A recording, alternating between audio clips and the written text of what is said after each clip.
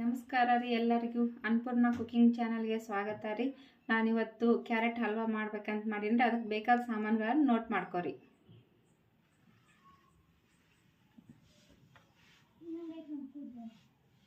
ಮೊದಲಿಗೆ ಗ್ಯಾಸ್ ಹಚ್ಕೊಳ್ಳೋಮ್ರಿ. ತವಾ ಬಿಸಿ ಆದಮೇಲೆ ಎರಡು ಸ್ಪೂನ್ ತುಪ್ಪ ಹಾಕೊಳ್ಳೋಮ್ರಿ.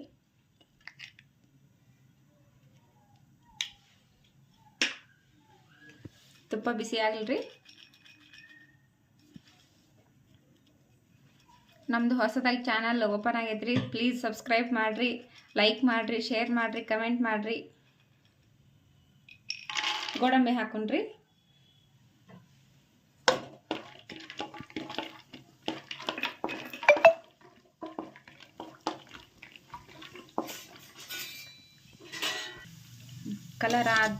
ಸ್ವಲ್ಪ ಕಲರ್ ಬಂದ ತಕ್ಷಣ ತಗೊಂಡ್ಬಿಡನ್ರಿ. ಇವತ್ತು ದ್ರಾಕ್ಷಿ ಹಾಕಂಬ್ರಿ.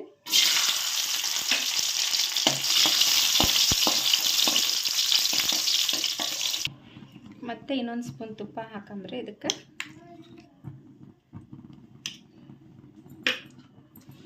ತುಪ್ಪ ಬಿಸಿ ಆಗತ್ರಿ. ಬಿಸಿ ಆದ ತಕ್ಷಣ ಕ್ಯಾರೆಟ್ ಹಾಕಂಬ್ರಿ.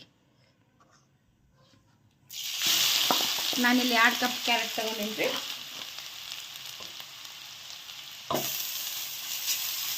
ಇದನ್ನ ಚೆಂದಾಗಿ ಹುರ್ಕೊಳ್ಳಂಬ್ರಿ. ಹಸಿ ವಾಸನೆ ಎಲ್ಲ ಹೋಗೋವರೆಗೂ ಹುರಿಬೇಕ್ರಿ.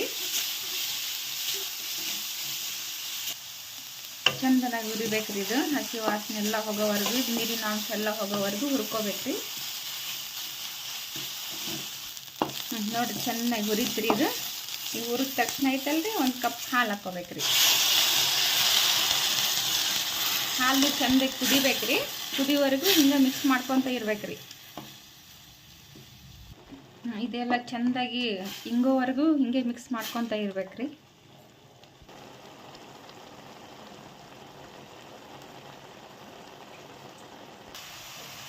ನೋಡ್ರಿ ಇದು ಈ ಥರ ಗಟ್ಟಿ ಆದ ತಕ್ಷಣ 1 ಕಪ್ ಸಕ್ಕರೆ ಹಾಕ್ಬೇಕ್ರಿ. ಕ್ಯಾರೆಟ್ ಸಿಹಿ ಇರುತ್ತೆ ರೀ. 2 ಕಪ್ ಕ್ಯಾರೆಟ್ಗೆ 1 ಕಪ್ ಸಕ್ಕರೆ ಹಾಕಿದ್ರೆ ಸಾಕ್ರಿ.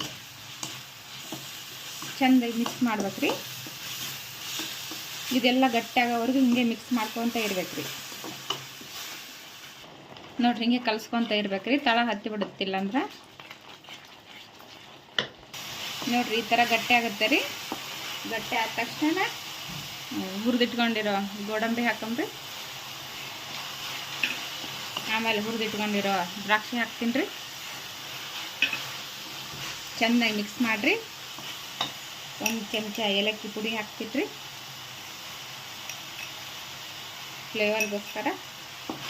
ಚೆಂದಾಗಿ ಮಿಕ್ಸ್ ಮಾಡಿಬಿಡೋದ್ರಿ. ನೋಡಿರಿ ಈ ಥರ ಗಟ್ಟಿ ಆದ ತಕ್ಷಣ ಸ್ಟವ್ ಆಫ್ ಮಾಡ್ಕೊಂಬಿಡೋಣ.